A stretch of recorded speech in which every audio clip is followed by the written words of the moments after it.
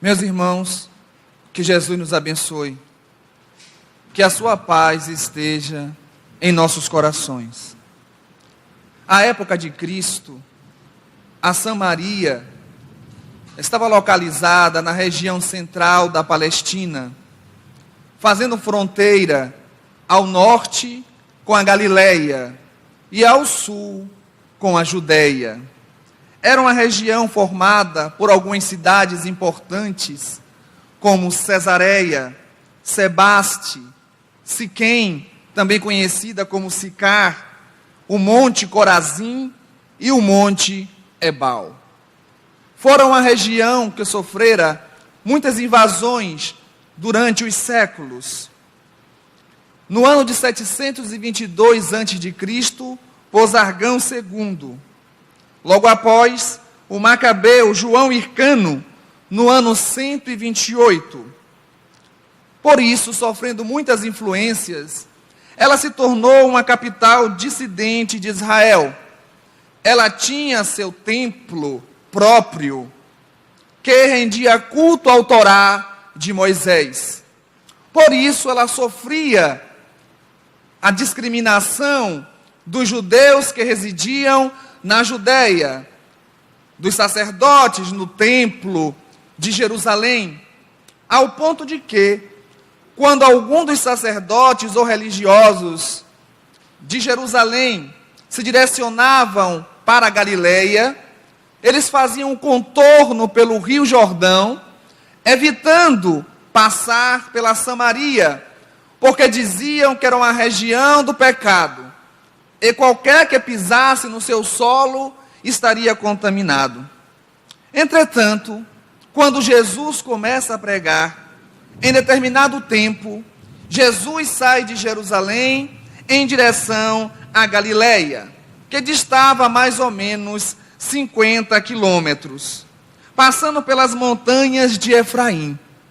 E naquela tarde, Jesus penetra a Samaria. Já cansado, com muita sede, a sua túnica envolvida com o pó das estradas que fizeram o caminho a pé, o Senhor Jesus estava muito cansado. Senta-se perto do poço de Jacó. Em determinado momento, desce uma mulher com um cântaro sobre os ombros.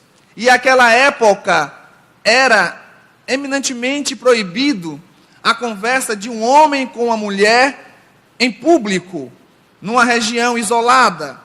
Entretanto, a mulher, quando vê Jesus, ela sente um frêmito em seu coração, um tremor que percorre o corpo inteiro.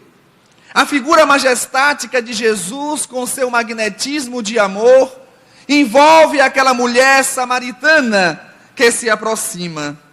Ao se aproximar, Jesus lhe solicita: dá-me água de beber.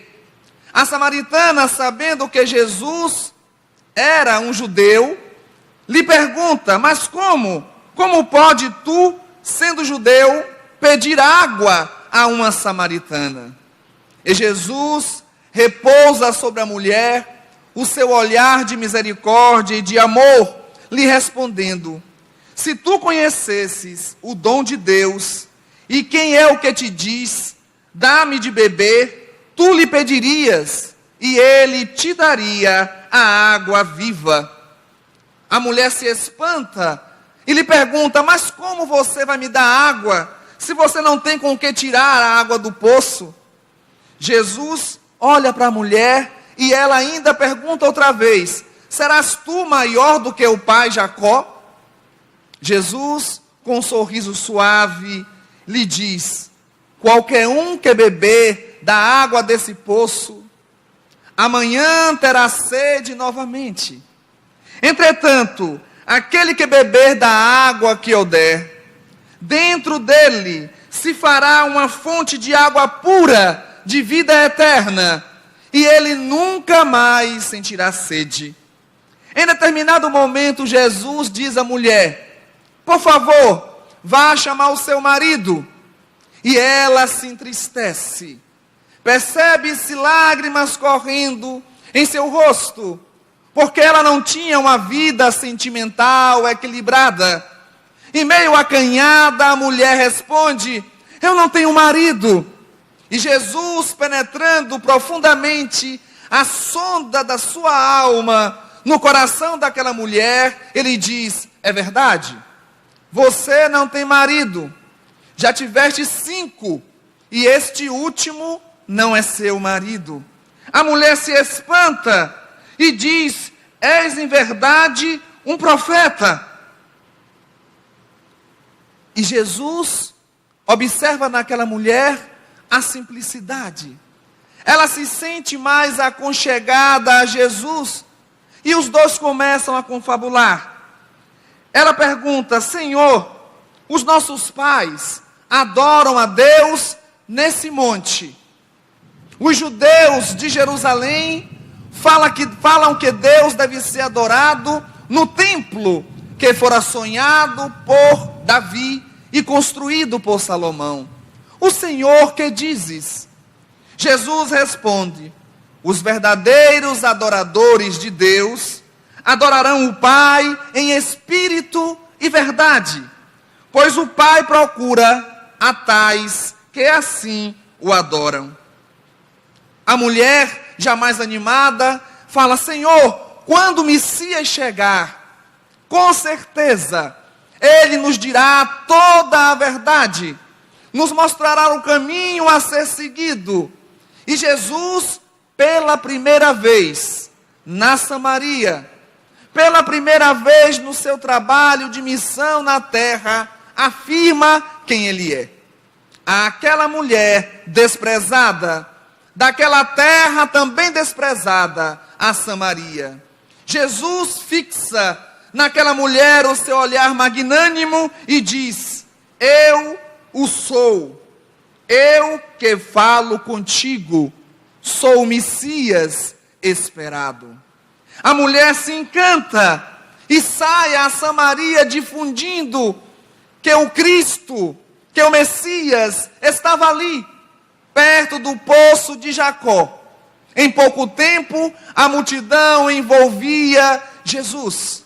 E Jesus nos dava a lição da luta a favor da união, contra a intolerância, contra a discriminação religiosa.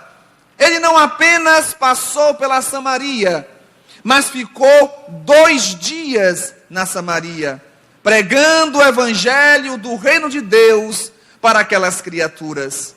E não se contentou em ficar na Samaria, em pregar para o samaritano, mas deixou para sempre, escrito em nossos corações, a parábola do bom samaritano, aonde ele mostra que enquanto o levita e o sacerdote passa, deixando o pobre que for atacado pelos ladrões e ferido ao chão, o samaritano, ao passar, tem o coração tocado pela dor do próximo, vai e socorre aquele homem. Jesus conseguia encontrar no coração das criaturas aquele canto escondido, onde apenas se esperava o semeador para colocar a semente. E Fotina era o nome dela. Fotina, a samaritana, ficou conhecida a partir de então como a iluminadora, aquela que levou a palavra do Cristo, mostrando que Jesus, o Messias, já havia chegado. Naquela zona que era desprezada, naquela região que era altamente discriminada, Jesus leva a palavra de amor, de fraternidade e de paz. Na Galileia, na cidade de Cafarnaum, existia uma mulher chamada Joana, uma mulher que tinha um coração voltado para Deus, uma mulher que tinha um caráter ilibado, mulher de Cusa, que era funcionário de Herodes. Joana de Cusa, ela ouviu as pregações de Jesus e sentiu o seu coração tocado pelo amor do Cristo. Entretanto, o seu marido, Cusa, como era funcionário de Herodes, que era o representante de Roma na Galileia, apesar de também ser judeu, o Herodes, Cusa vivia entre a dubiedade de conduta. Em alguns momentos ele adorava o Deus de Moisés, em outros momentos ele adorava os deuses romanos para se manter no cargo de funcionário mais direto de Herodes. E isso incomodava Joana, porque Cusa não aceitava o evangelho de Jesus. Cusa não aceitava que Deus poderia manifestar o seu amor enviando um Messias, filho de um carpinteiro.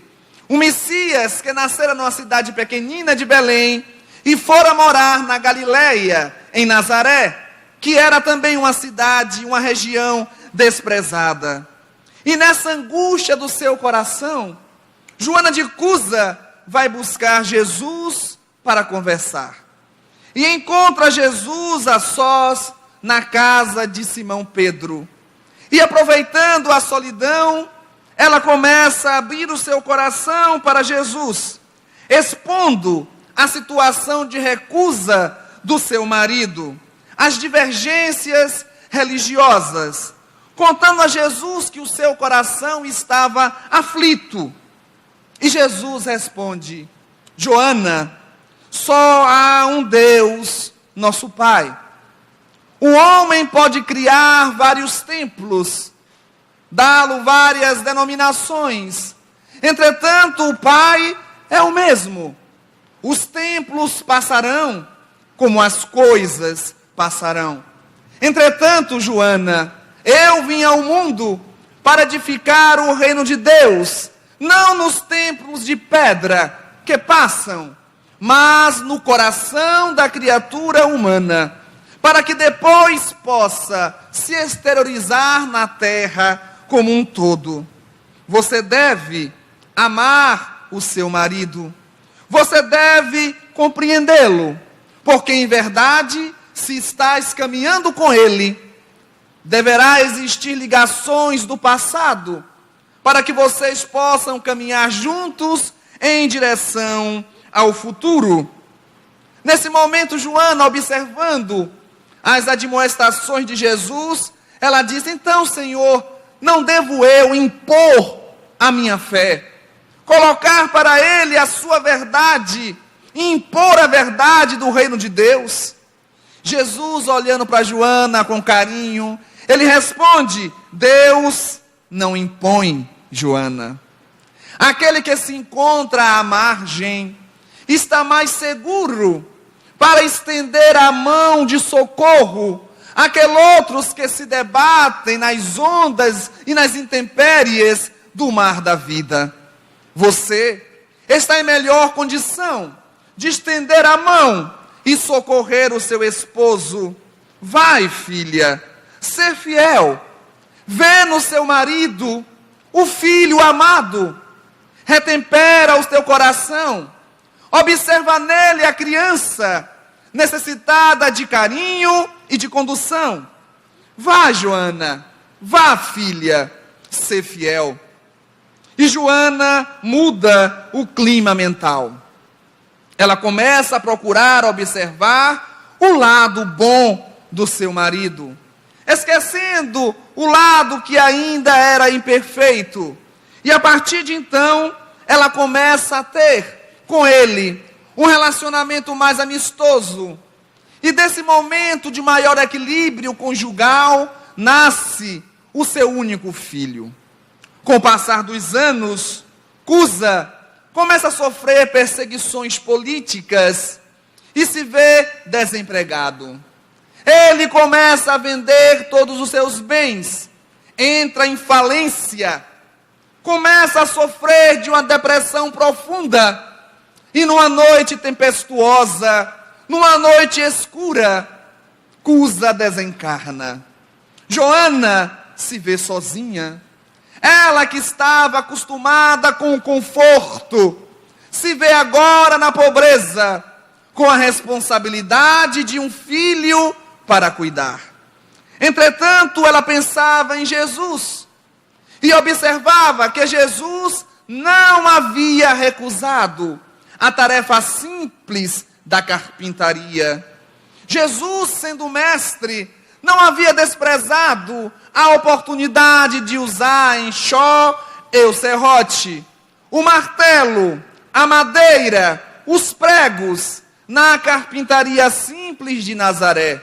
Então Joana, que vivia uma vida de luxo, agora arregaça as mangas e vai trabalhar cuidando das crianças de outras mulheres abastadas.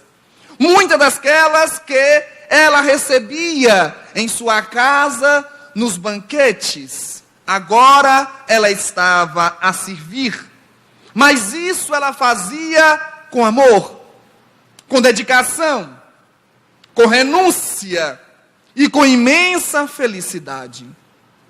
Com o passar dos anos, Joana viaja com o filho para Roma, onde começa a pregar o Evangelho de Jesus, onde começa a participar das reuniões nas catacumbas, pois a perseguição em Roma era acirrada. E, no ano de 68, vamos encontrar Joana de Cusa amarrada a um poste no circo de Roma. Ao seu lado, o seu filho, que também estava preso ao poste. Eles iam ser oferecidos às festas dos romanos. Iriam ser queimados vivos ali mesmo. A multidão estava enlouquecida. Vários cristãos naquela noite iriam ser queimados. E os corpos depois levados para a Via Ápia para iluminar a rua. E lá estava Joana, amarrada ao poste, quando um soldado romano, com a fisionomia carrancuda, cheia de ironia e de maldade, lhe diz: abjura Jesus Cristo. Diz agora que você não crê nesse filho do carpinteiro, e nós te soltaremos. Abjura. O seu filho também desesperado dizia: mãe, por favor, abjura Jesus. E Joana, naquele momento, ela fecha os olhos e faz uma viagem. Recorda a sua vida, a sua mocidade, o casamento com Cusa, a felicidade dos primeiros anos. Ela recorda o encontro com Jesus, um novo sentido para a sua vida. Joana lembra das primeiras discussões com o marido, daquela conversa com o Cristo, do nascimento do filho. E em determinado momento ela lembra de Maria, Maria de Nazaré. Ela lembra de Maria quando estava ali na cruz, no Gólgota, vendo seu filho sendo crucificado. Quando Maria estava ao pé do madeiro infamante, observando seu filho erguido entre dois salteadores, ela lembrou da dor de Maria, mas lembrou também da resignação da Mãe Santíssima. E quando ela estava absorta, mergulhada nos seus pensamentos mais sublimes, eis que a voz do filho atrás de volta ao mundo real, ao mundo de relação: mãe, por favor, abjura Jesus e salva a ti e a mim, que sou seu filho. Neste momento, Joana de Cusa, com uma fibra muito grande, olha para o filho e diz: cala-te, meu filho, cala-te. Jesus era puro e não desdenhou o sacrifício. Naquele momento, o soldado romano, vendo a figura daquela mulher, dos cabelos já brancos, pelos invernos da vida, na pele do sofrimento, observando aquela fisionomia que ao mesmo tempo passava uma força moral impressionante. O soldado se irrita, se aproxima de Joana e diz: esse Cristo que você fala e segue, te ensinou apenas a morrer. Nesse momento, Joana olha para o soldado com um olhar meigo de mãe e responde resoluta: não apenas a morrer, mas ele também me ensinou a te amar. Naquele momento, Joana de Cusa sente as labaredas envolvendo seu corpo, a fumaça asfixiá-la. Nesse instante, ela sente uma mão tocando o seu ombro. Ao observar a figura de Jesus, lhe dizendo: Joana, tem bom ânimo, eu estou aqui.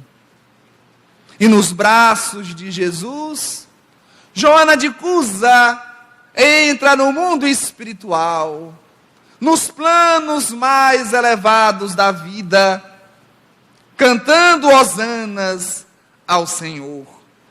No ano de 1651, Joana de Cusa reencarna no México, na figura de Sor Juana Inês de la Cruz, escritora, poliglota, feminista, poetisa, competente em medicina e em direito. Uma mulher de uma característica intelectual incrível, fascinante. No ano de 1761, ela volta ao cenário do mundo, aqui na Bahia, na figura de Sor Joana Angélica, onde demonstra toda a sua fé. Quando retorna ao plano espiritual, participa da equipe da codificação da doutrina espírita, e no Evangelho segundo o Espiritismo, uma mensagem intitulada A Paciência, assinada por um espírito amigo, é de autoria de Joana de Cusa, onde ela inicia falando: a dor é uma bênção que Deus enviou aos seus eleitos. Na atualidade, e há alguns anos atrás, Joana de Cusa começa a escrever através do médium baiano Divaldo Pereira Franco, com o nome de Joana de Ângeles. Hoje, residindo em uma colônia espiritual, em altas esferas, ainda ligada ao planeta Terra, ela trabalha redimindo cristãos antigos que se equivocaram no caminho da vida. São exemplos dessas mulheres que nos encantam o coração.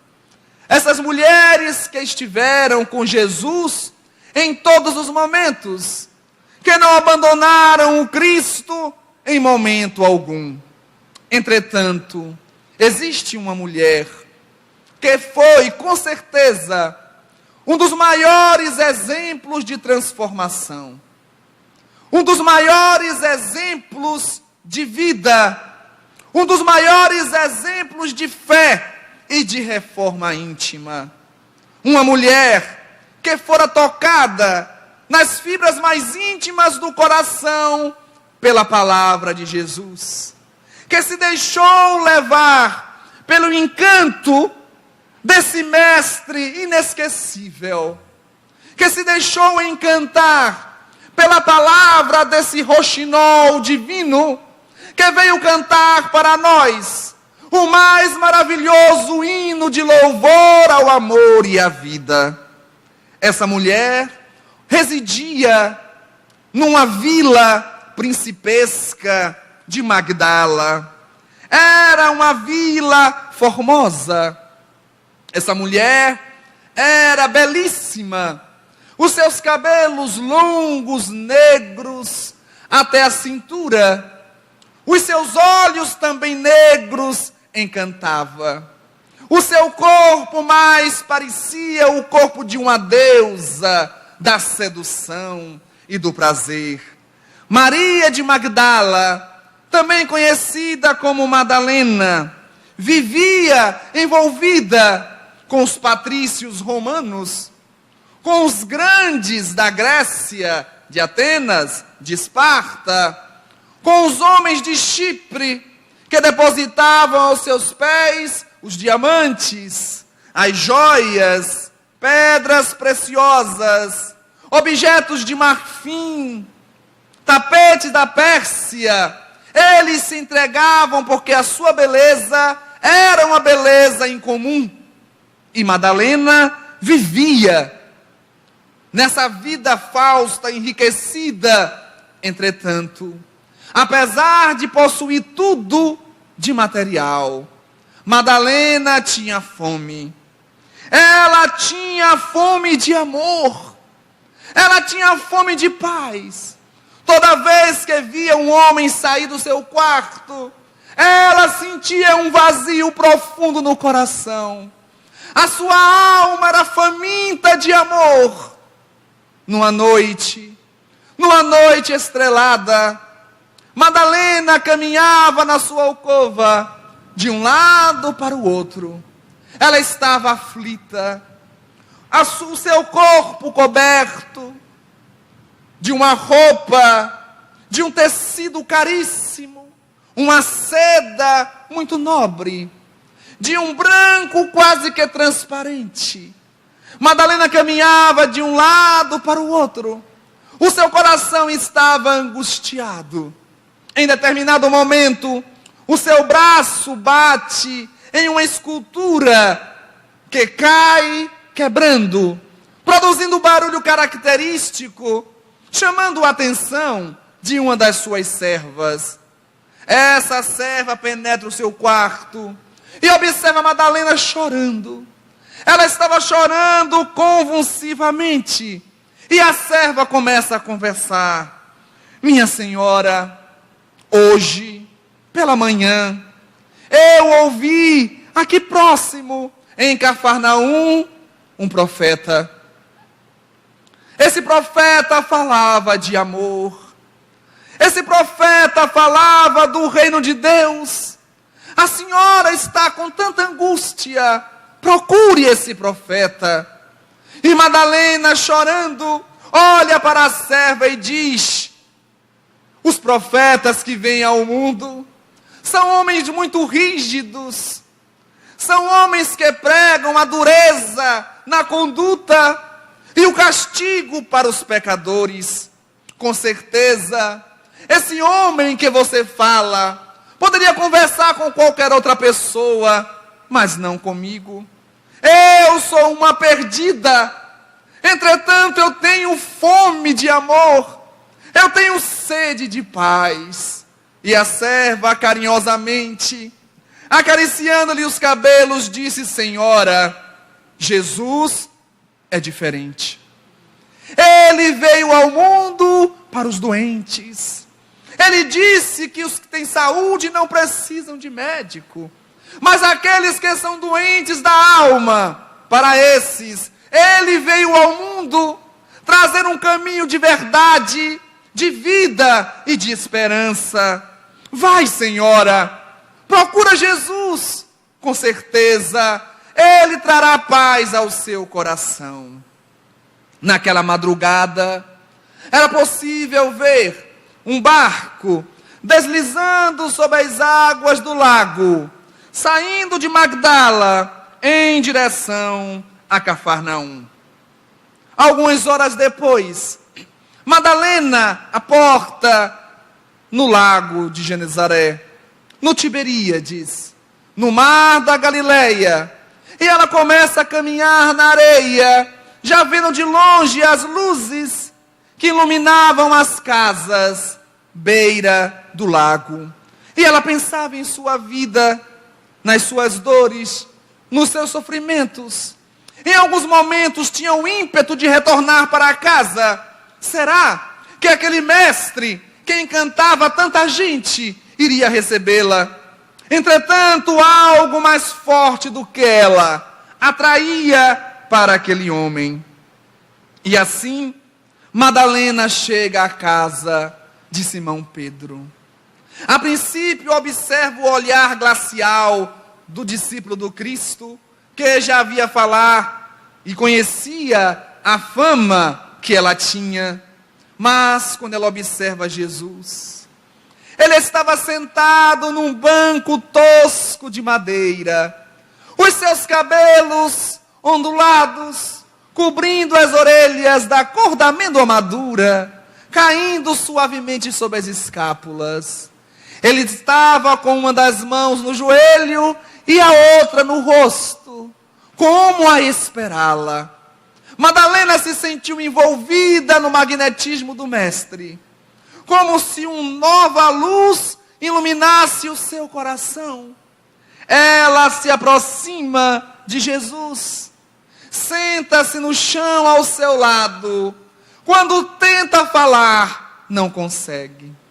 Ela é tomada de um choro, um pranto convulsivo, como a tempestade que desce em noite borrascosa para limpar a atmosfera dos miasmas pestilenciais. Naquele momento, Madalena sentia as lágrimas que lavavam a sua alma, enquanto Jesus suavemente acariciava os seus cabelos. Madalena se recompõe, olha para Jesus e diz: Senhor, eu sou uma filha do pecado. Entretanto, Senhor, eu tenho sede e fome de amor. Mais uma vez tomada pelo pranto. Jesus, eu ouvi o vosso convite. Será que Deus me aceitaria na sua tarefa? E Jesus, com aquele olhar de compaixão, com aquele olhar de misericórdia, penetra a alma, as fibras mais íntimas da alma daquela criatura martirizada, no próprio sofrimento, e diz: Maria, levanta os olhos para o céu. Regozija-te, pois Deus te abençoa as alegrias. Porventura você acha que estaria a criatura humana condenada ao pecado eterno? Não, Maria. Onde estaria então o amor de Deus? Onde estaria a misericórdia do nosso Pai? Não, Maria. Observa a primavera. Observa, Madalena, o que acontece na primavera. Muitas vezes aquelas casas em ruínas, aquelas casas abandonadas ao léu, com as paredes rachadas, já sem teto. Observe, Madalena, que na primavera essas casas se enchem de flores no seu interior. As ruínas são o coração humano que ainda não encontrou a luz de Deus. E as flores é a misericórdia do nosso Pai. Viver é saber imolar-se, Madalena. Vê como vivem as mães. Nesse momento, Madalena chora ainda mais convulsivamente. Olha para Jesus com sofreguidão e diz: Senhor, eu sou desgraçada mais do que pensava, porque eu não posso ser mãe.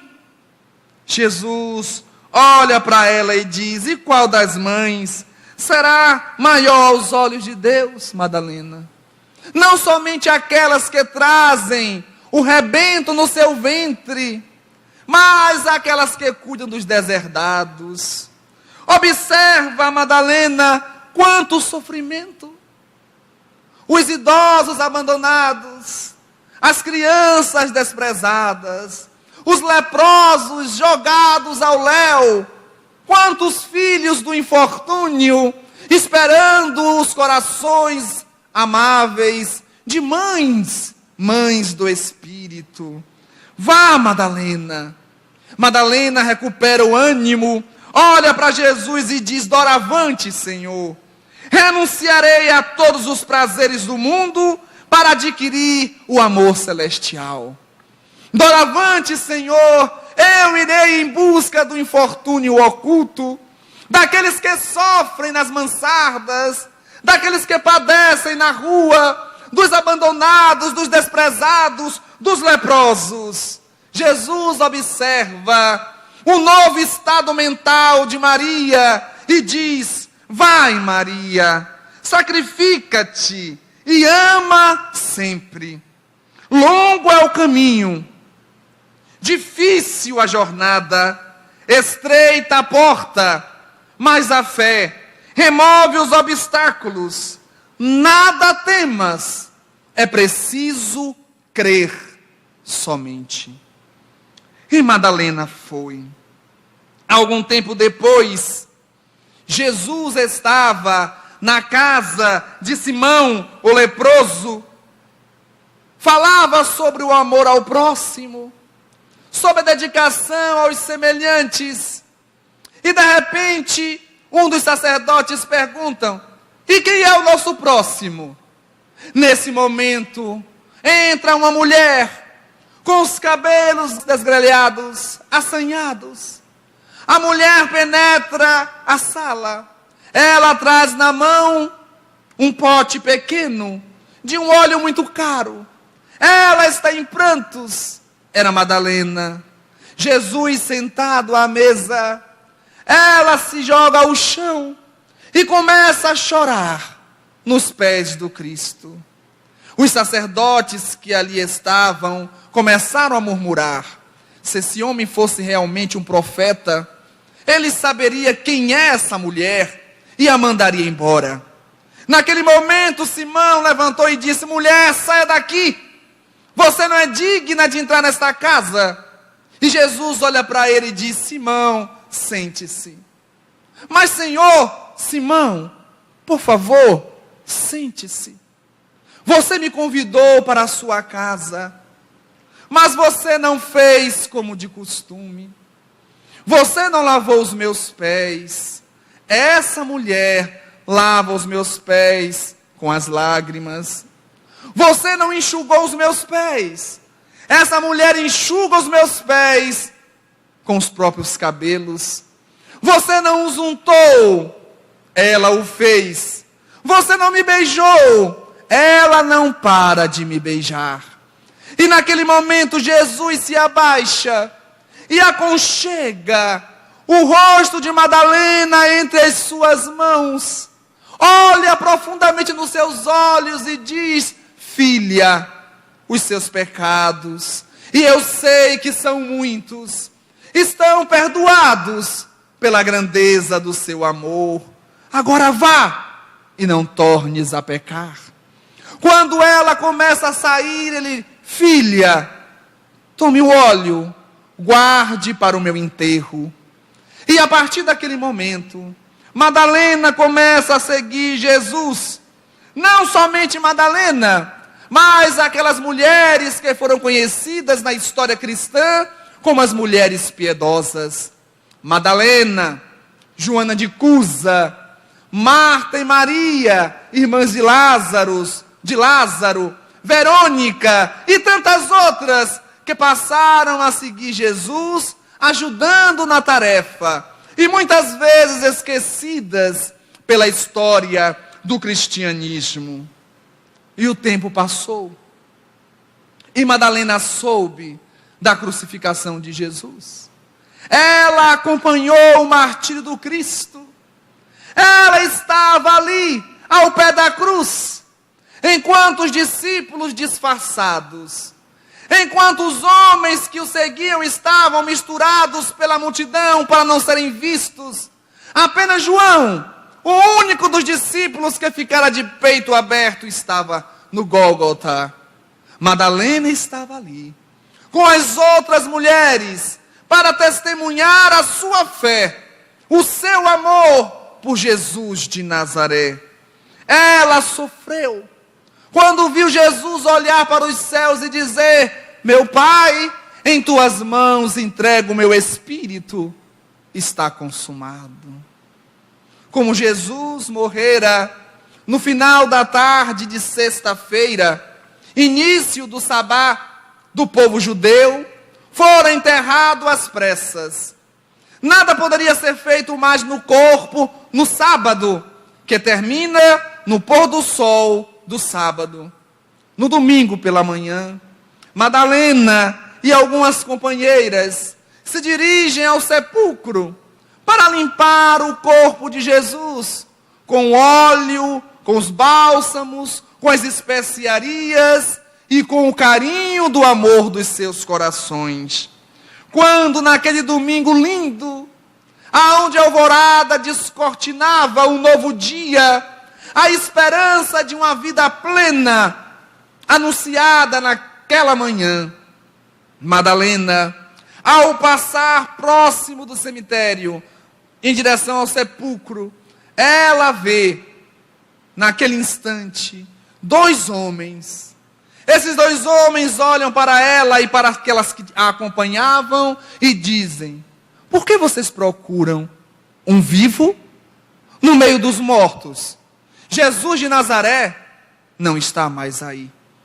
E Madalena se assusta e vão correndo e observam que o túmulo estava vazio. Elas entraram no túmulo e saíram lá dentro apenas o manto que envolvera o seu corpo. As mulheres desesperadas correm para avisar aos discípulos. E Madalena senta na pedra que havia tapado a entrada do sepulcro e começa a chorar. E ela chora profundamente. Pensava consigo: levaram o corpo do meu Senhor. Não respeitaram nem o corpo dele. Além de matá-lo, ainda levaram o seu corpo. E ela chorava convulsivamente. Quando de longe ela vê um homem de costas. E o homem pergunta: mulher, por que choras? Por quem buscas? E ela diz chorando: levaram o corpo do meu Senhor. Diga, para onde levaram para ir buscá-lo? E aquele homem vira-se e fala com aquela voz doce, aquela voz maviosa, inesquecível, aquela voz que ela conheceria em qualquer dos quadrantes do universo: Maria. Ela, emocionada, joga-se aos seus pés e diz: Rabone. Maria, não me detenhas. Vai para os meus discípulos e diz-lhes que sigo para meu Pai, que é vosso Pai, para o meu Deus, que é vosso Deus. E Madalena sai, alegre, feliz. Chega na casa de Matias Marcos, onde havia sido realizado a ceia pascal. E os discípulos lá se encontravam, juntamente com Maria, a mãe de Jesus. Madalena entra e diz: eu vi Jesus. E os discípulos falam: onde? Onde levaram o corpo dele? Não, eu vi Jesus vivo. Se fez um silêncio mortal na sala. Um discípulo olhava para o outro: como? Você viu Jesus vivo? Vivo, ele falou comigo e mandou dizer a vocês. Não, eu não acredito, disse um. Ele foi embora e nos deixou nessa situação difícil, disse outro. Porém, um mais duro se levanta e diz: ele aparecer para você.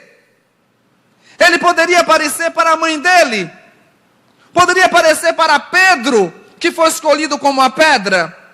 Para João, que todos sabem ser o mais amado. Mas deixou de aparecer para eles para aparecer para você. Justamente para você. Aquelas palavras de um azedume tão profundo tocaram o coração de Maria, que se entristeceu. Entretanto, a Mãe Santíssima se aproximou de Maria de Magdala, a abraçou e disse: filha, eu acredito em você. Algo me diz no meu coração que meu filho está vivo. Alguns dias depois, Jesus aparece. Jesus aparece para os discípulos, trazendo a mensagem de vida. Madalena, aquela mulher desprezada, havia sido a grande mensageira da imortalidade da alma. Foi a ela que Jesus apareceu para falar da vida após a morte. Os discípulos se animam, um novo alento toma os seus corações. E eles começam a se dividir. para saírem ao mundo pregando. E Madalena, para não ficar sozinha, procura uma dupla. Não, infelizmente, não dá para você ir conosco. Procura outra dupla. Olha, infelizmente, não dá. Procura mais um. Olha, Maria, eu queria muito, mas não dá. Todos estavam temendo pelo passado de Madalena. Ela se vê triste. Vai para Magdala sozinha. De Magdala vai para Dalmanuta. E lá ela sofre. Sem recursos materiais, ela é tentada por aqueles mesmos homens que utilizavam o seu corpo nos instintos animalescos e cruéis. Mas ela resistia heroicamente. Certo dia, estava Madalena sentada num tronco de árvore tosca e retorcida que havia caído ao solo. De longe, Madalena vê uma nuvem, uma poeira que subia da terra. Cada vez mais próximo, até que ela observa aquele grupo de homens e mulheres. Eram homens feridos, sem a orelha, outros sem o nariz, outros sem os dedos da mão, outros ainda faltando o lábio. Eles vinham chorando e sofrendo, mas com o coração cheio de esperança. Eram leprosos, com a epiderme ulcerada, puro sanguinolenta, sofrendo, buscavam Madalena e perguntaram: Jesus, onde está Jesus? Nós procuramos Jesus porque sabemos se Ele nos tocar, nós ficaremos curados. E Madalena diz: infelizmente, Jesus morreu. Os leprosos se entristeceram, baixaram a cabeça e fizeram a volta, retornando lentamente. Quando já estavam distantes, Madalena se lembrou do que Jesus havia dito: vai, Madalena, cuida dos deserdados, dos abandonados, dos marginalizados, dos idosos abandonados, das crianças desprezadas, dos leprosos. Madalena então grita: esperem! E foi em direção daquele grupo e começou a falar do evangelho do reino de Deus. Começou a falar das blandícias do reino do Senhor. As palavras de Madalena consolavam aqueles corações. E toda manhã Madalena dizia: vós que sois leprosos, deveis encontrar na palavra do Cristo a consolação para vossas almas. E com o tempo, em certo dia, Madalena, numa manhã de primavera, se levanta e diz: nós que somos leprosos. Porque a partir daquele momento, Madalena começou a perceber em seu corpo manchas que começaram a surgir, que demonstravam que a lepra já estava dominando o seu corpo. E Madalena vê aquele corpo bonito começar a se transformar. As úlceras começaram a surgir. Madalena começa a sofrer, percebendo que a morte já estava perto. Madalena deseja viajar para a cidade de Éfeso. Ela queria ver Maria de Nazaré. Ela queria conversar com João e com tantos outros do seu conhecimento. E ela resolve viajar de Dalmanuta para a cidade de Éfeso. E é uma viagem longa, dolorosa, descansando de dia, caminhando de noite. E ao chegar nas portas da cidade de Éfeso, ao observar as pequenas casinhas ao longe, o seu corpo não suporta. E Madalena tomba no chão, cansada, dolorida, ferida. Ela é recolhida por alguns cristãos que, por misericórdia, a colocam num quarto no fundo da casa. E Madalena ainda teve tempo de receber a visita dos seus queridos amigos, que a consolavam com palavras de amor. Numa noite, ainda nessa primavera, as dores tornam-se insuportáveis. Madalena sente o seu tórax diminuir o movimento. Parava a respiração pulmonar. Madalena sentiu o seu corpo leve. Não se via mais em Dalmanuta, não se via mais em Éfeso. Ela estava agora em Cafarnaum. Ela podia perceber aquela aragem gostosa que vinha do mar da Galileia. O seu corpo estava leve, quando de repente ela vê Jesus. E Jesus estava mais belo do que nunca. O Senhor estende os braços a Maria e diz: vem, Maria, vem para o meu abraço, pois já passaste a porta estreita, amaste muito. Vem, Maria, para o meu abraço, que eu te espero aqui.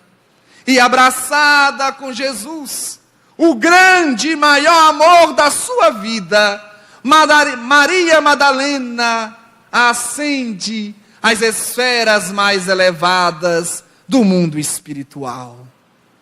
Jesus, sempre quando a oportunidade favorecia, ele ia para Betânia, uma cidade que ficava próxima a Jerusalém. E lá em Betânia residia uma família que tinha um carinho especial por Jesus. E Jesus também tinha uma atenção muito especial por aquela família. Era a família de Lázaro, Marta e Maria. Betânia era cercada por campos de cevada, bosques de olivedos, figueiras. Distava mais ou menos de 1 hora da cidade santa de Jerusalém. Jesus buscava Betânia para retemperar o coração, alentando também outros corações. E a casa de Lázaro, de Marta e Maria, era uma casa perfumada por rosas. As paredes eram envolvidas por plantas trepadeiras, que traziam um ar de aconchego muito grande, convidando aos pensamentos profundos. Maria e Marta amavam Jesus profundamente e falavam isso abertamente, sem nenhum medo das possíveis perseguições. Àquela época, quando a fama de Jesus já se espalhava por toda a Judéia, pela Samaria, pela Galileia, Jericó e todas essas regiões circunvizinhas, receber Jesus em casa era motivo de alegria. Porque todos sabiam que na casa em que Jesus entrasse, nunca mais o ambiente seria o mesmo, pois o seu magnetismo inundava a casa, envolvia os seus moradores, convidando a renovações da alma, do coração. Marta, naquele dia, estava agoniada. Marta caminhava de um lado para o outro, preparando a casa, pois os discípulos logo chegariam. A multidão, com certeza, se aglomeraria em volta para ouvir a palavra de Jesus. E Marta ia na cozinha, ajeitava a comida, ia no quarto, forrava uma cama, ia na sala, arrumava a cadeira, varria o chão. E enquanto isso, Maria, a sua irmã, estava sentada no chão, ouvindo e conversando com Jesus. Marta, então, apesar de bem-humorada, chega para Jesus e diz: mestre, manda Maria me ajudar. Enquanto me estafo, ela te importuna, sem preparar a casa e o repasto. E Jesus docemente olhou para Marta e disse: Marta, Marta, estás afatigada com muitas coisas, com as coisas do mundo, mas só uma coisa é necessária. E Maria escolheu a melhor parte. E aí nós começamos a pensar. Jesus ainda concluiu: a parte que nunca lhe será tirada. Nós começamos a imaginar sobre a nossa própria vida. Nós que vivemos tão agoniados, nós que vivemos tão ansiosos pelas coisas da terra, muitas vezes esquecemos o principal, a coisa mais importante, o objetivo maior que nos trouxe ao mundo. Não foi para conquistar as coisas, mas para edificar o reino de Deus no coração. Ao nascermos na terra, todos nós temos uma tarefa em comum: nos tornarmos criaturas melhores. Ao retornar ao plano espiritual, levar algo melhor do que quando aqui chegamos. Por isso Jesus falou para Marta: Marta, você está muito ansiosa, você está muito afatigada com muitas coisas, mas só existe uma importante. E Maria escolheu a melhor, aquela que com certeza não lhe será tirada, jamais.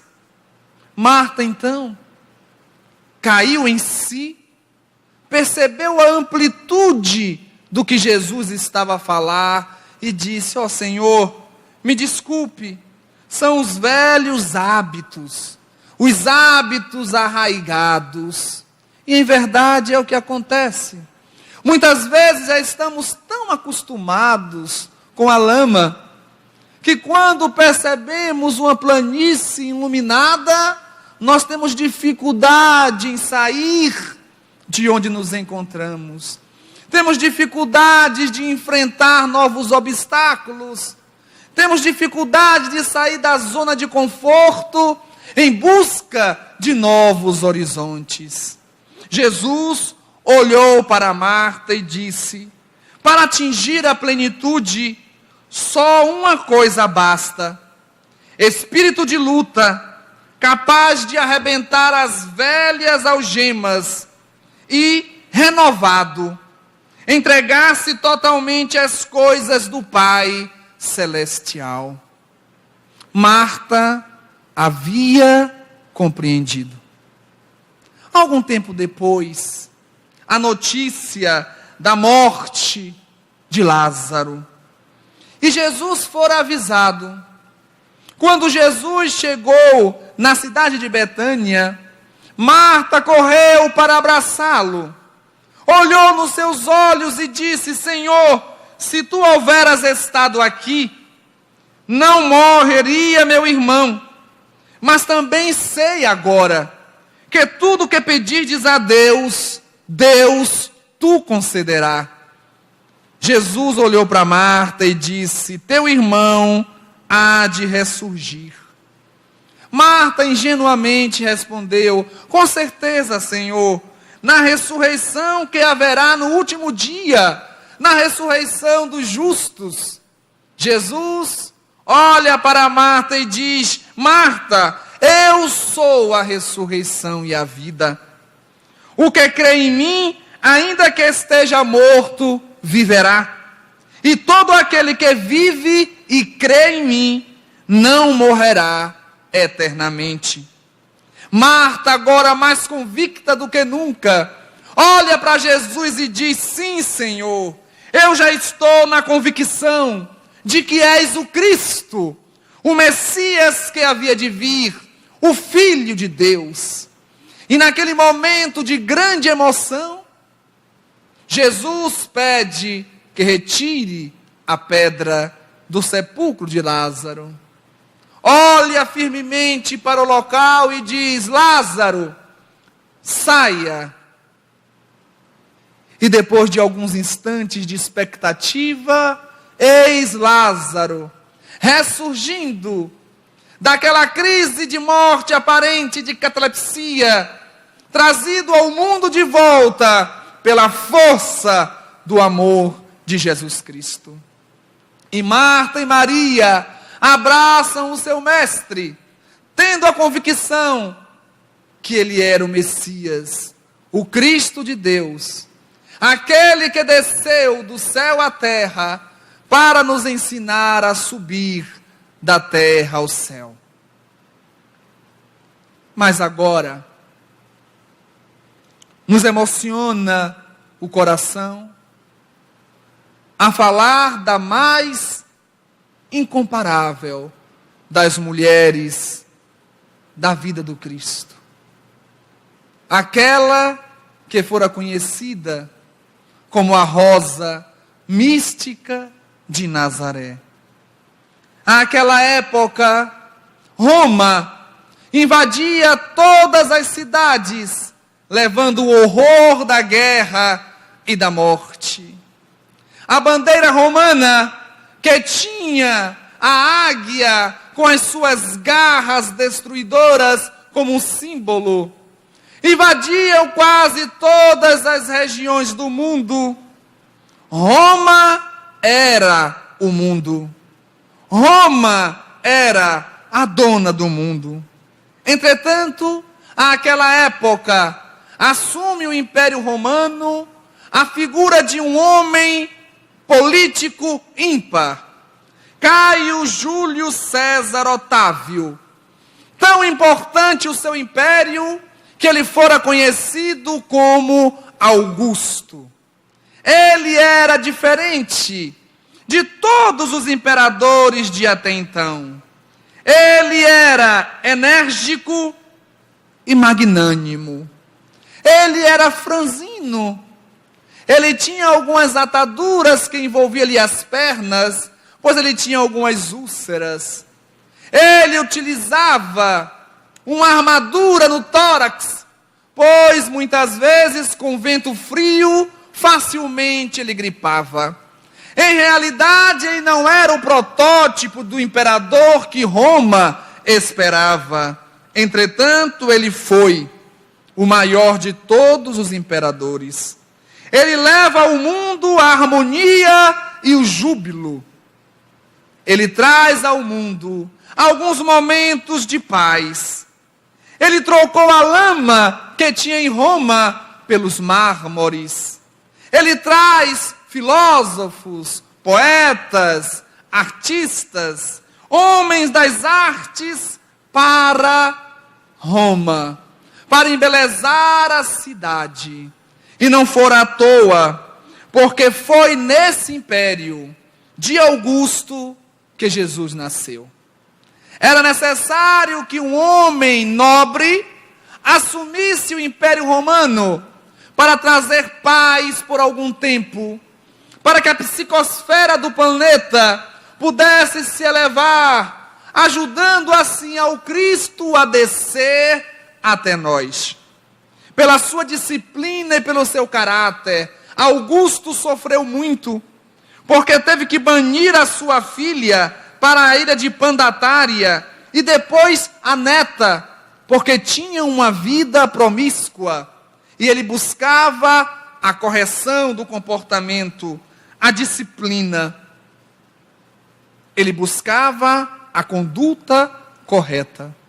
E foi nessa época que Augusto dominava o Império Romano, que nós vamos encontrar na Galileia uma cidade de uma beleza bucólica, uma cidade incrustada nas montanhas, uma cidade que tinha suas casinhas de barro branco, que quando o crepúsculo descia, parecia mais um presépio. E é nesta cidade que nós vamos encontrar uma jovem de uma beleza ímpar, uma jovem, a rosa mística de Nazaré. Com 15 anos incompletos, Maria, filha de Ana, depois das suas atividades durante o dia, ao pôr do sol, ela vai para a sua alcova e começa a ler Torá de Moisés. Em determinado momento, uma luz penetra o seu quarto, e ela se vê diante daquela luz que toma a silhueta de um ser que parece um ser alado, altamente iluminado, Gabriel, que lhe diz: Deus te salve, cheia de graças, o Senhor é contigo, bendita és tu entre todas as mulheres. Naquele momento, Maria se encolhe no canto do quarto, ela está com medo. Gabriel, percebendo o seu estado emocional, lhe diz: não temas, Maria, pois achaste graça diante do Senhor. Eis que conceberás em teu ventre, e dará à luz a um filho, e por-lhe-á o nome de Jesus, para que se cumprisse as profecias que dizia: eis que a virgem conceberá, e dará à luz a um filho. E nesse momento, Maria, ela dá uma resposta, que deveria ser a resposta de todos os cristãos, que não colocam nenhuma imposição, que não colocam nenhum pedido para servir, mas que apenas diz, como ela disse: eis aqui a serva do Senhor, que se cumpra em mim, segundo a tua palavra. E aí, alguns dias depois, Maria vai visitar Isabel, a sua prima, que já estava grávida de 6 meses, daquele que seria João, o Batista, o precursor de Jesus Cristo. E no momento em que Maria entra na varanda da casa de Isabel, imaginemos a aura de Maria tocando a aura de Isabel, ambas as auras sendo penetradas pelas auras de Jesus e de João Batista. Eis que naquele momento a criança no ventre de Isabel sacode de alegria.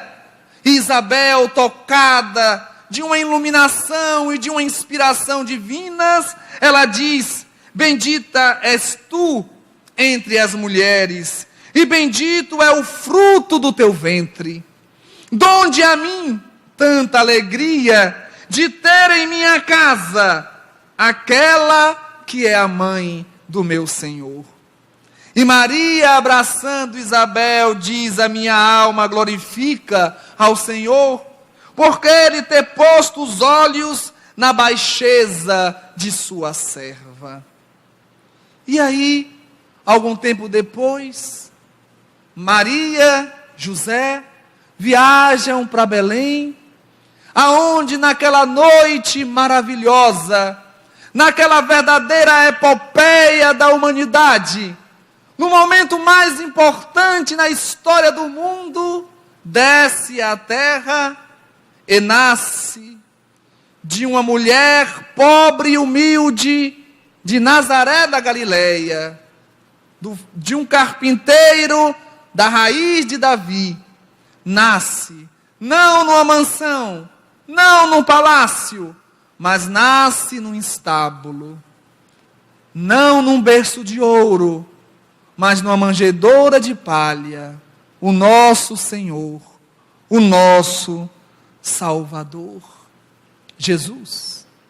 E podemos imaginar Maria dando de mamar a Jesus, naquela união de almas, naquela vibração de amor, que com certeza inundou toda a humanidade naquela noite do nascimento do nosso Senhor. Algum tempo depois, Jesus, já com 12 anos, é levado por Maria e José para Jerusalém, para a Páscoa. E Maria e José, na volta, José pensa que Jesus está com Maria, e Maria pensa que Jesus está com José. Os dois se desesperam, haviam perdido o menino. E quando voltam a Jerusalém, vão encontrar Jesus, conversando com os doutores da lei. E Maria fala: mas meu filho, você nos encheu de desespero, olhe para nós como nós estamos. E Jesus responde: Não sabeis que me importa cuidar das coisas que são do meu Pai? E naquele momento Jesus não estava na carpintaria. Então Jesus falava do Pai do céu. Jesus falava de Deus. E Maria sabia, porque o evangelista Lucas, lá no Evangelho, no Novo Testamento, ele diz: e Maria guardava todas essas coisas em seu coração. O tempo passou, e ainda meninos, João e Jesus. João foi visitar Jesus em Nazaré, juntamente com Isabel. Enquanto os meninos brincavam do lado de fora, Isabel conversava com Maria e dizia: Maria, o meu João, ele é diferente. Enquanto os outros meninos brincam, eu vejo ele sempre mergulhado em profundas reflexões. Não raras vezes eu o encontro a caminho do deserto, com o olhar voltado para o espaço, como se estivesse pensando em coisas profundas. Eu creio que algo de especial guarda o seu futuro. E Maria disse: mas com o meu Jesus também é assim. Enquanto os meninos estão por aí afora, ele está preocupado com os viajantes, conversando com os mais velhos, às vezes trazendo ensinamentos profundos, falando do Torá de Moisés com a eloquência que encanta. O interessante é que da última vez que estivemos lá em Jerusalém, quando ele esteve conversando com os homens do templo, eles ficaram tão empolgados com Jesus, que vieram conversar conosco da necessidade do menino ser levado para aprender coisas novas, porque eles percebem que esse menino tem um futuro grande. Entretanto, Isabel, no dia seguinte dessa conversa, ele chamou o pai, José, e pediu ao pai para ir trabalhar na carpintaria, nos dizendo ser esse o grande aprendizado, nos ensinando sobre a humildade dos trabalhos simples. Porque em realidade Jesus não tinha o que aprender com os homens do mundo. Porque nenhum na terra foi, nem é maior do que Jesus Cristo. O tempo passa e não podemos esquecer que o primeiro fenômeno realizado por Jesus em público foi a pedido de Maria, da sua mãe. Ele estava nas bodas de Caná, um casamento em Caná. E naquela época era muito comum, no início da festa, oferecer o melhor vinho. As pessoas tomavam o melhor vinho, bebiam, e daí a algum tempo, quando já estavam meio que embriagados, se oferecia o vinho de uma qualidade inferior, porque o paladar já não saberia distinguir. Pois bem, no meio da festa, acabou o vinho. E aí, Maria se aproxima de Jesus e diz: meu filho, eles não têm mais vinho. E Jesus, olhando para Maria, responde: mulher, que importa isso a mim e a vós? Ainda não é chegada a minha hora. Nesse momento, Maria teve a postura da maioria das mães. Ouviu e fez que não ouviu. Chamou os servos do dono da casa, apresentou a Jesus e disse a eles: o que ele pedir, vocês façam. E aí Jesus pede para que os homens enchessem de água alguns cântaros. E ele assim o fez. Jesus abençoa a água e manda distribuir. E as pessoas começam a beber, e de repente um chega e diz: essa festa foi diferente. Deixaram para oferecer o melhor vinho no final. Foi em realidade o primeiro fenômeno realizado pelo Cristo, que fora a transformação da água em vinho, a pedido de sua mãe, de Maria de Nazaré. Entretanto, existe uma frase que até hoje foi muito confundida, e infelizmente alguns irmãos utilizaram essa frase para menosprezar a importância de Maria na vida de Jesus. Foi quando Jesus estava numa sinagoga, ensinando para os discípulos e para algumas pessoas. E de repente um dos seus discípulos chega e diz: Jesus, a sua mãe e os seus irmãos estão do lado de fora. Eles querem falar contigo. E Jesus olhou para aquele discípulo e disse: quem é minha mãe? E quem são meus irmãos? Minha mãe e meus irmãos são todos aqueles que fazem a vontade do meu Pai. E isso chocou, até certo ponto, aqueles de mente estreita, aqueles que não conseguem ver além das aparências, e pensaram: mas Jesus que pregou o honrar o pai e a mãe, despreza a sua mãe? Perguntando: quem é minha mãe, quem são meus irmãos? Entretanto, Jesus tinha e continua tendo a visão ampla. Ele estava falando da família espiritual. Essa família que vence o túmulo. Essa família que supera o sangue. Essa família que é para sempre. Pois bem, algum tempo depois, na Páscoa, na quinta-feira, Maria estava em Jerusalém, porque fora também comemorar a Páscoa, como era de costume, e o seu coração estava desassossegado. Maria caminhava de um lado para o outro lado. Ela deitava, levantava-se, ia à cozinha, bebia um pouco d'água, voltava novamente, sentou-se na cadeira, e quando estava quase que a cochilar, eis que a porta da sua casa se abre em bandas, e um jovem se aproxima. Ele está ofegante, os cabelos assanhados, ele estava pálido, era João, e ele diz: Maria, prenderam Jesus. Naqueles instantes, Maria envelheceu anos em poucos minutos. Ela se veste rapidamente e sai com João e vai ver o seu filho. E ela acompanha o martírio de Jesus. Ela observa o seu filho sendo surrado, chicoteado. Ela observa os homens escarnecendo do seu filho, cuspindo-lhe na face, colocando-lhe uma coroa de espinhos, que ela sabia que ele não merecia.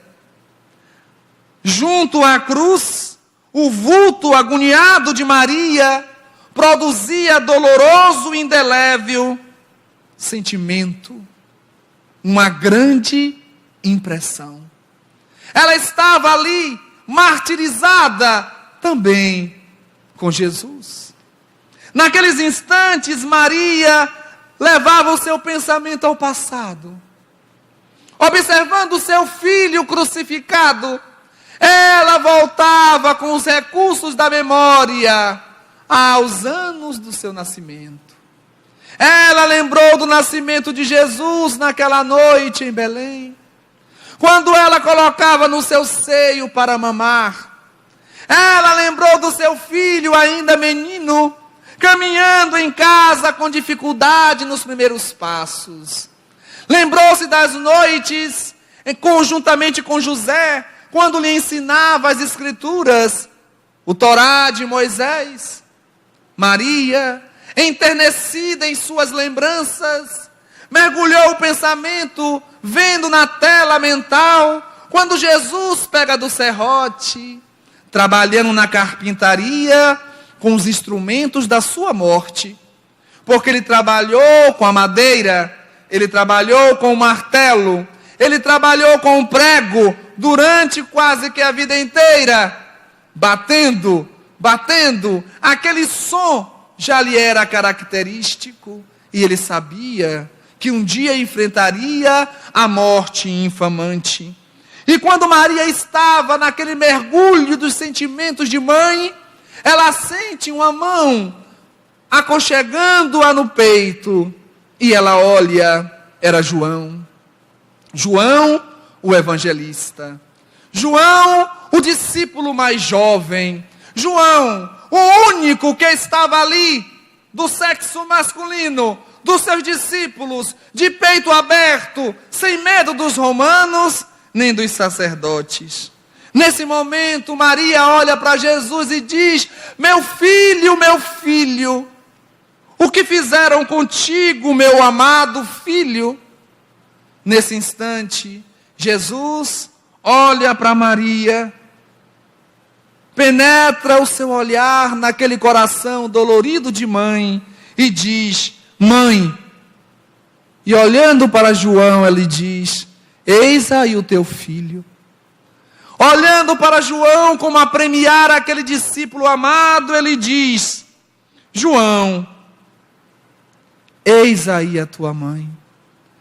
Nesse momento ele olha para o firmamento e diz: Pai, em tuas mãos eu entrego o meu espírito. E desencarna. Naquele momento, quando tiram Jesus da cruz, Maria o abraça e chora convulsivamente, como naquele momento ele fosse aquele menino que ela tanto acariciara em anos anteriores. Maria desce da montanha, e aí ocorre uma cena emocionante. No momento em que Maria vai descendo, chorando, eis que uma mulher também sobe a montanha, também chorando. As duas se encontram no meio do caminho. A mulher que estava a subir pergunta: a senhora é a mãe de Jesus? E Maria responde: sim. A resposta, a outra mulher começa a chorar e diz: eu sou mais desgraçada do que a senhora, porque a senhora é a mãe de Jesus, o justo, e eu sou a mãe do traidor, eu sou a mãe de Judas Iscariotes. E naquele momento as duas mães se abraçam, martirizadas na dor que só as mães sabem sentir. Maria desce, sofrida. Alguns dias depois da aparição do Cristo, Maria vai para a cidade de Bataneia, na Galileia, vai viver com alguns dos seus parentes. Entretanto, João, ele não esqueceu daquela frase que Jesus havia dito na cruz: mãe, eis aí o teu filho. João, filho, eis aí a tua mãe. João foi para a cidade de Éfeso pregar o evangelho do Cristo. E na cidade de Éfeso ele foi muito bem recebido, porque João trazia o amor puro no coração. O amor que saía dos seus lábios em palavras doces, que saía das suas mãos através da caridade e da solidariedade. Em pouco tempo ele atrai a confiança de muitos homens importantes da cidade, que pedem para que ele fique, que ele more em Éfeso. E ele diz: mas como vou morar aqui se eu não tenho casa? Um desses homens oferece a João uma pequena casa, uma pequena choupana numa colina na cidade de Éfeso. João não pensou duas vezes, viaja para a Galileia, vai à cidade, fala com Maria e passa a chamá-la de mãe. Minha mãe, vamos para Éfeso. Durante o dia eu vou trabalhar para manter nós dois, e durante a noite nós vamos falar do Evangelho de Jesus, pregar a palavra do nosso Mestre. Maria também não pensou duas vezes, foi morar com João na cidade de Éfeso. Em pouco tempo, a cidade ficou sabendo que naquela colina, naquela pequena casinha, morava a mãe de Jesus. E muitas pessoas começaram a ir ter com ela, para que ela pudesse contar sobre a vida do Nazareno. Certa noite, um homem chegou e disse: se a senhora é a mãe de Jesus, a senhora é a mãe de um santo. A senhora é a nossa mãe santíssima. A partir daquele momento, aquela pequena casa, aquela choupana, naquela colina de Éfeso, ficou conhecida como a casa da Santíssima, onde muitos viandantes, onde muitos doentes, muitas pessoas sofridas da alma e do corpo, buscavam o conselho de Maria. Numa noite de primavera, quando a lua cheia derramava sua luz diáfana na cidade de Éfeso, nimbando aquela colina de uma luz cristalina, eis que chega na casa de Maria mais um mendigo. Ele entra de cabeça baixa, com um capuz na cabeça, e como todos que ali entravam diziam: bença minha mãe. E ela respondia: Deus te abençoe, meu filho. E aquele mendigo senta na cadeira à sua frente, e os dois começam a confabular, começam a conversar. Em determinado momento, Maria para e pensa: até agora, todos que adentraram nessa humilde casa, vêm para que eu console, para que eu fale das palavras do meu filho. Entretanto, esse mendigo, ele me traz palavras doces, palavras de consolação e palavras de amor. Instintivamente, Maria olha para os pés do mendigo, e lá ela observa a marca da crucificação em cada pé. Imediatamente ela procura os punhos, também lá estavam as marcas. Ela coloca a mão no seu tórax do lado e diz: meu filho, a ferida que te fizeram. E Jesus retira o capuz, sorri e diz: sim, minha mãe, sou eu. Minha mãe, venha aos meus braços, porque é da vontade do meu Pai que a senhora seja a mãe de todos os anjos no meu reino. Nesse momento, Maria sentou-se e colocou a cabeça no colo de Jesus. E Jesus começa a acariciar-lhe os cabelos. Quando João chega, Maria está deitada no chão, em coma profundo. Passam-se alguns dias, e numa noite estrelada, eis que o corpo da rosa mística de Nazaré paralisa-se. Ela sai do casulo como uma borboleta livre. Ao sair da choupana em espírito, Maria percebe uma caravana de espíritos iluminados esperando por ela. Entre eles estava José, João Batista e Jesus à frente. Ela se emociona e é recebida pelo filho num abraço amoroso. E essa caravana ascende. Mas em determinado momento, Maria em seu coração tem o desejo de ver a cidade de Belém, aonde Jesus nascera. Em ato contínuo, a caravana muda a rota e todos se direcionam a Belém, onde Maria observa o local onde Jesus nasceu. A caravana se eleva e ela agora deseja ir a Nazaré. Ela visita a sua pequena casa, a carpintaria de José, onde por muitos anos Jesus com seu marido estava lá trabalhando. Ela agora vai com a caravana para Cafarnaum, onde Jesus pregava o evangelho do reino. Ela se emociona, mas de repente ela se direciona para um outro lugar. Não é para Jerusalém, nem para Jericó. Não é para Betânia, nem para Samaria.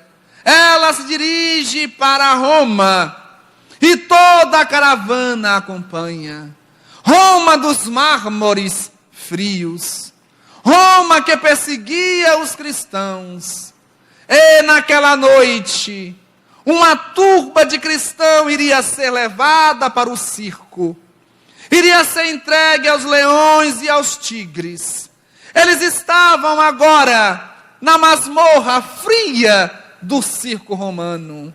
Maria desce e observa aqueles homens e mulheres, cansados, feridos, emagrecidos, pálidos. No canto da masmorra, uma menina, com 15 anos incompleto, e Maria se lembrou da anunciação, do nascimento do seu filho. A menina estava amedrontada, como Maria ficara quando vira Gabriel. Entretanto, aquela criança não estava com medo por estar vendo uma figura angélica. Ela estava com medo porque da janela tosca ela podia observar os leões que caminhavam babando, esperando os seus corpos para alimentar os seus estômagos. Naquele momento, Maria se aproxima da menina, envolve-a com seu manto sagrado, chega no seu ouvido e sussurra baixinho: canta, minha filha, canta, canta, minha filha, tenhamos bom ânimo, convertamos as nossas dores da terra em alegrias no reino dos céus. Canta, minha filha, porque Jesus não renunciou o sacrifício.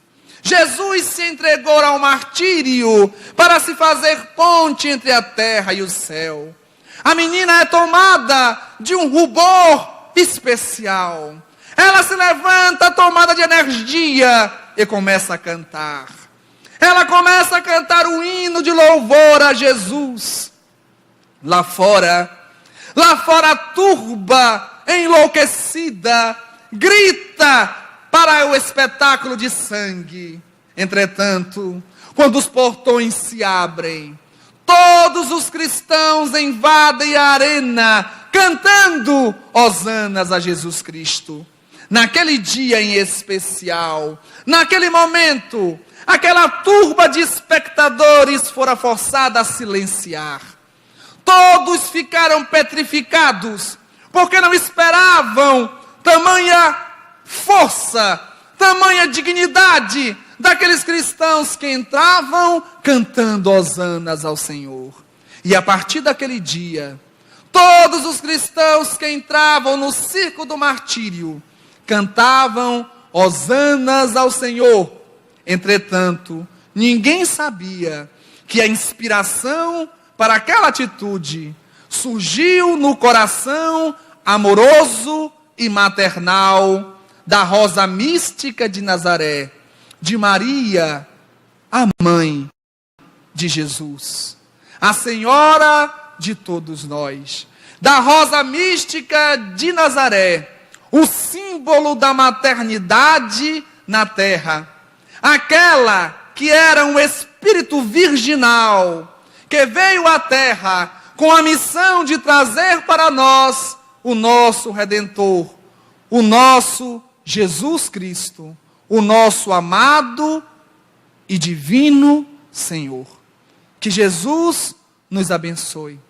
Que nós possamos lembrar dessas mulheres que caminharam com Jesus, com fé, com resignação, com fidelidade, que estiveram com Cristo em todos os momentos e que foram recebidas por Ele depois da morte.